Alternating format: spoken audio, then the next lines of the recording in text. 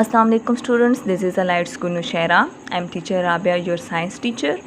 How are you all students? I hope you all will be fine. Students, first we will revise our previous topic, then we will start our new topic. So our previous topic was caring for the environment.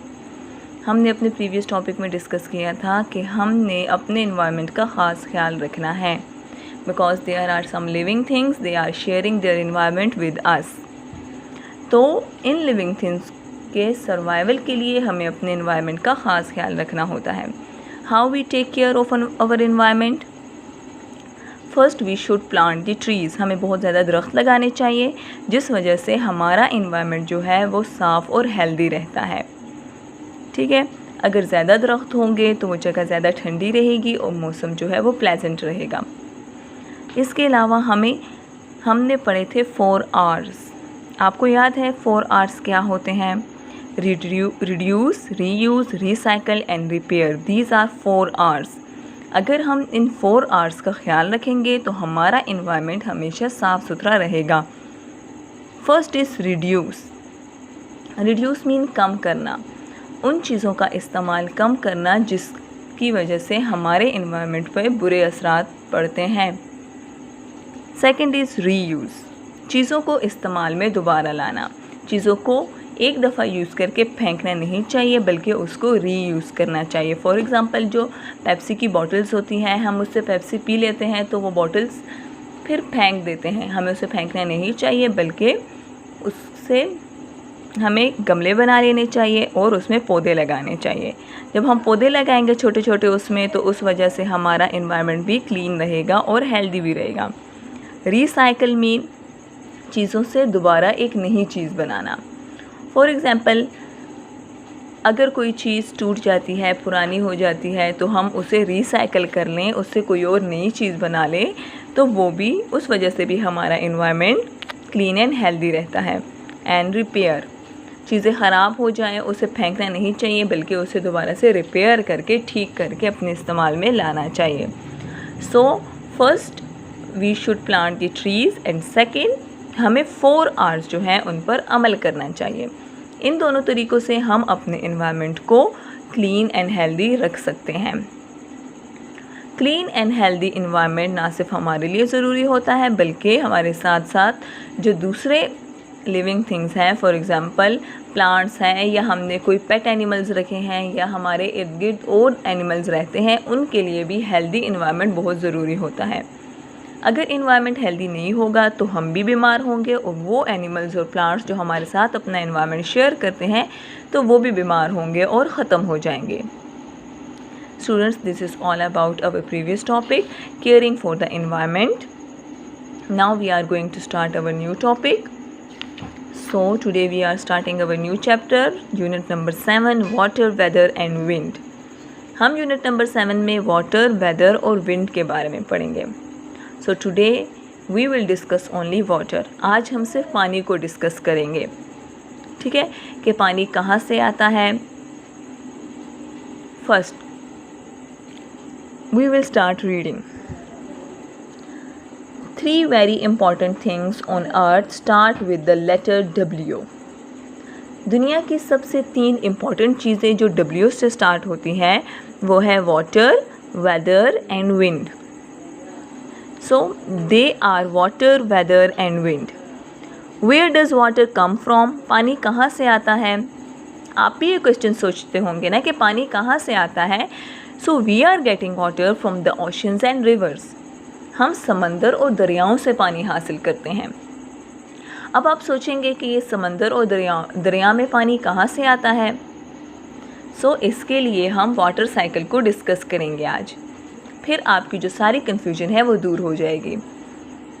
Let's read it. Where does water come from? पानी कहाँ से आता है? Water is all around us. हमारे इर्द गिर्द बहुत सा पानी है. ज़मीन में ज़्यादातर हिस्सा पानी पर मुश्तमिल है और थोड़ा सा हिस्सा जो है वो लैंड है. So do you know where it comes from? तो आपको पता है कि पानी कहाँ से आता है. If you said oceans and rivers then you are right.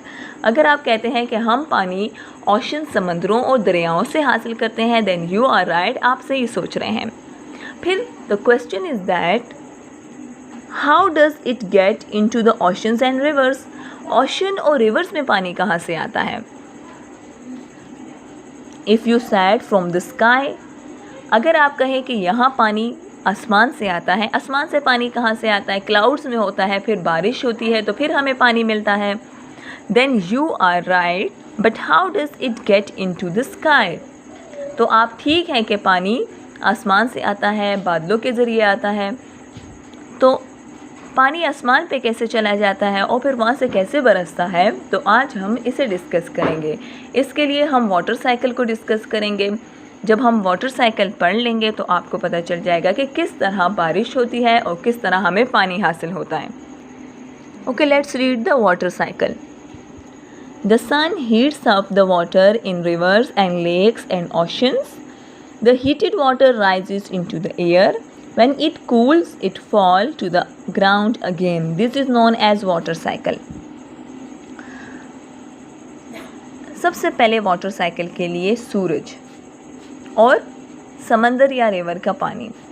जब समंदर और दरिया के पानी पर सूरज की रोशनी पड़ती है तो पानी गर्म हो जाता है। फॉर एग्ज़ाम्पल, जब हम चूल्हे पे पानी रखते हैं और आग लगा लेते हैं उसके पीछे तो पानी गर्म हो जाता है ना।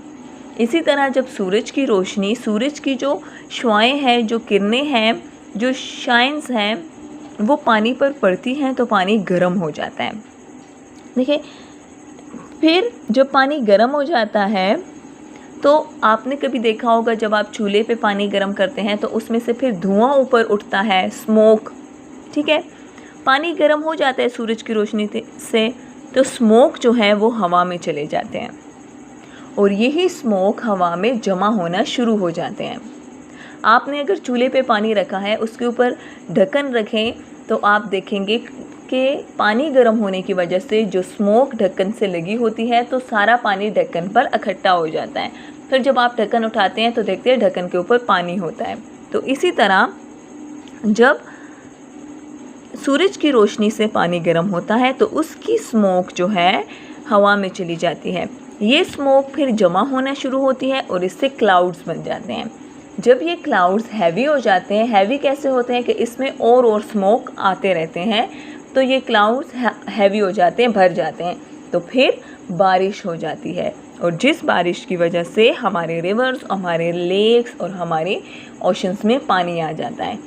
फिर दोबारा से सूरज की रोशनी पड़ती है और यही स्मोक जो है बादल बन जाते हैं। तो ये वाटर साइकिल कहलाता है। पानी की और सूरज की वजह से स्मोक बनता है, स्मोक से बादल बनते हैं, बादल से बारिश होती है, फिर पानी से स्मोक बनता है, बादल बनते हैं और बारिश होती है। So this procedure is known as water cycle. अब आपको पता चला कि पानी कहाँ से हासिल होता है और बादल कैसे बनते हैं, आसमान से कैसे पानी बरसता है। All these things are because of water cycle. Students, this is all about our today's topic water, weather and wind. आज हमने वाटर को सिर्फ डिस्कस किया है। In our other lectures we will discuss about the wind and weather. Homework क्या है आपका? जो रिमेनिंग क्वेश्चंस हैं उनको करना है आपने और बुक वर्क को आपने करना है पेज नंबर 33 पर जो है आपका रिमेनिंग क्वेश्चंस हैं और बुक वर्क, ये आपका होमवर्क है पेज नंबर 33 पर। आपने इसे अपने नोटबुक में करना है। Okay students, this is enough for today. Have a nice day. अल्लाह हाफिज़।